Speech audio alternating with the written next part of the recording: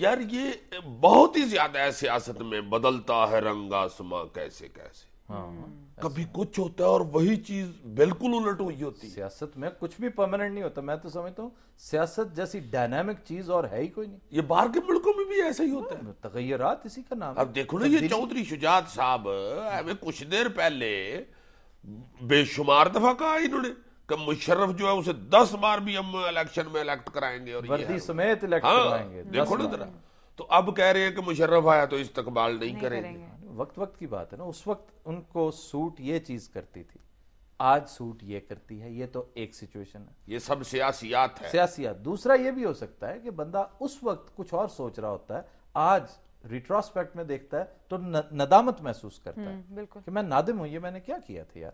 جیسے قائد اعظم سے کسی نے کہا تھا کہ بھئی آپ پہلے کانگریس میں تھے، اب آپ مسلم لیگ میں آ گئے، تو انہوں نے کہا میں کبھی 8ویں جماعت میں پڑھتا تھا، اب میں بار ایٹ لا ہوں۔ وقت وقت کی بات ہوتی ہے، موسٹلی یہ مفادات کا رولا ہوتا ہے۔ موسٹلی آپ کو جو چیز جس وقت سوٹ کر رہی ہوتی ہے نا، آپ اس کے مطابق، کم از کم ہماری سیاست میں یہی کچھ ہے۔ یار ویسے یہ کوئی اچھی بات تو نہیں۔ نواز شریف نے بھی اسی طرح کیا تھا۔ نواز شریف آج مشرف کے خلاف باتیں کر رہے ہیں، مشرف کو ملٹری ڈکٹیٹر قرار دے رہے ہیں اور اس کو غاصب یوسرپر کہہ رہے ہیں، لیکن اسی طرح کی ایک ملٹری ڈکٹیٹر کی شان میں انہوں نے قصیدے بھی گائے ہوئے ہیں۔ کس ملٹری ڈکٹیٹر کے قصیدے گائے ہوئے ہیں اس نے؟ ضیاء الحق تمہارے خیال میں پاکستان ریلوے میں تھا؟ اس کے کیا قصیدے گا لیے؟ کوئی ایک آدھ اچھی بات تعریف کر دی ہوگی کسی وقت کی، آپ کو وردی اچھی لگتی ہے؟ لو وہ تو صبح و شام ان کی نغمہ سرائی کیا کرتے تھے۔ اس وقت وہ سیاست کی 8ویں جماعت میں تھے، اب وہ گریجویٹ ہو گئے۔ عجیب 8ویں جماعت تھی کہ اس وقت وہ بھٹو کے بارے میں، پیپلز پارٹی کے بارے میں، بی بی کی حکومت کے بارے میں ایسی ایسی انہوں نے باتیں کی، الزام تراشیاں کی، ایسا ایسا کچھ کیا۔ آج وہی نواز لیگ جو ہے وہ پیپلز پارٹی کے ساتھ شانہ بشانہ چل رہی ہے۔ پنجاب میں ان کی کولیشن ہے، چارٹر آف ڈیموکریسی پر دونوں کے دستخط ہیں، لیکن اگر آپ سن لیں وہ تقاریر پرانی کہ آپ حیران رہ جائیں کہ یہی نواز شریف کیا کیسی کیسی باتیں کہا کرتے تھے۔ یار کدھر اس نے تقریریں کر دی ہیں ایسی ہیں، گپے ہی مار رہے ہو؟ اور نہیں یار ہے نا، میں تمہیں ابھی کلپ دکھا دیتا ہوں۔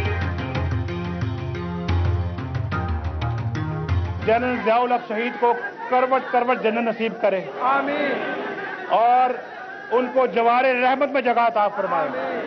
شرف کے خلاف جو ہے قانون اور آئین توڑنے کی جو ہے وہ اس کے خلاف جو ہے وہ کیس دائر کیا جائے، اس کے خلاف کیس چلایا جائے۔ جس نے پاکستان کے ساتھ ظلم کیا ہے، ہم اس کو قرار واقعی سزا دے کے دم لیں گے۔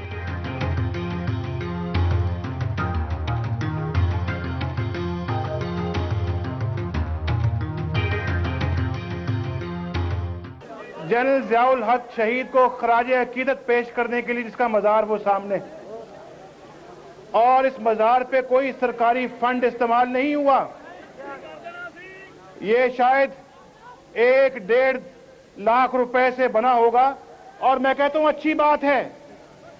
ایک وہ مزار جس کے لیے حکومت پاکستان نے آج 28 کروڑ روپیہ دیا ہے بنانے کے لیے، یہ مزار 28 کروڑ روپیہ بیر بھٹو کے بلاول ہاؤس کا پیسہ نہیں ہے، یہ آپ کے اور اس قوم کے خون پسینے کی کمائی ہے۔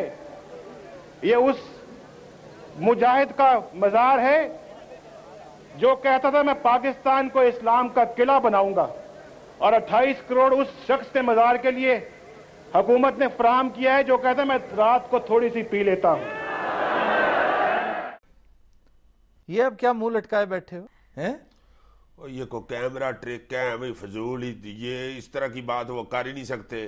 کیوں؟ وہ پیچھے شیخ رشید بھی جو ہے اتنا خوبصورت تو تھا ہی کبھی نہیں جتنا نظر آ رہا ہے۔ یہ تم نے سارا کیمرے ٹرک سے بنایا ہوا ہے، یعنی شیخ رشید کبھی بھی اتنا خوبصورت نہیں تھا جتنے وہ تو کسی ٹی وی سیریل کا ہیرو لگ رہا تھا۔ وہ ابھی بھی ہیرو لگتا ہے، وہ بڑا خوش شکل آدمی ہے۔ میرے جتنا اس کا منہ ہو گیا، اب بھی خوش شکل ہے۔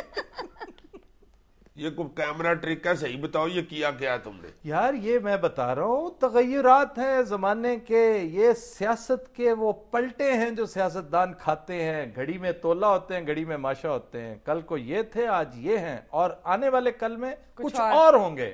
آپ کیا ایکسپیکٹ کرتے ہیں؟ बिलावल और हमजा शहबाज एक साथ चलेंगे। नहीं तो ये तुम कहां से ले आए हो? मैं फजूली गड़े मुर्दे उठा के ले आए हो? ये कुछ दिखाने वाली चीज है जो दिखा रहे हो? दिखाने वाली चीज है, देखो कल ज़ियाउल हक की बरसी है और हमारा शो खत्म होते ही कुछ चंद मिनट बाद 17 अगस्त शुरू हो चुकी होगी। तो जनाब उस हिसाब से ये रेलेवेंट है और ये गड़े मुर्दे हमें गाहे गाहे उखाड़ते रहना चाहिए ताकि दोस्तों को पता चले कि कल क्या, हमारी कौम का तो एक बहुत बड़ा अलमिया ये कि माजी की तरफ देखती नहीं, उसको पता ही नहीं कि कल क्या हुआ था। तो ये जो मैं तुम्हारे साथ लड़ता हूँ इसकी भी टेपर काटे होती है? इसकी भी टेपर काटे होती है।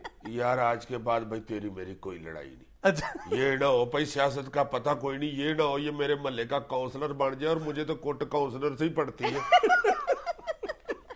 अच्छा बात सुनो, काउंसलरों से निकलो, आज एक और तस्वीर है हमारे पास, जरा वो दिखाओ, जरा दिखाओ। ये ले। बहुत अच्छे।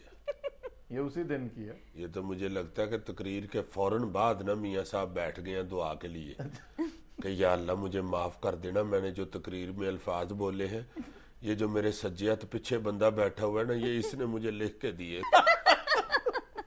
या अल्लाह मैंने मिलिट्री डिक्टेटर के जितने भी कसीदे गाए हैं, ये को 10 साल बाद मेरे आ गई ना आ जाए। ख़वातीन हज़रात, आज के शो का वक्त खत्म हुआ। आपसे मुलाकात होगी इंशाल्लाह नेक्स्ट वीक, तब तक इजाजत दीजिए। अल्लाह हाफ़िज़ व नासिर।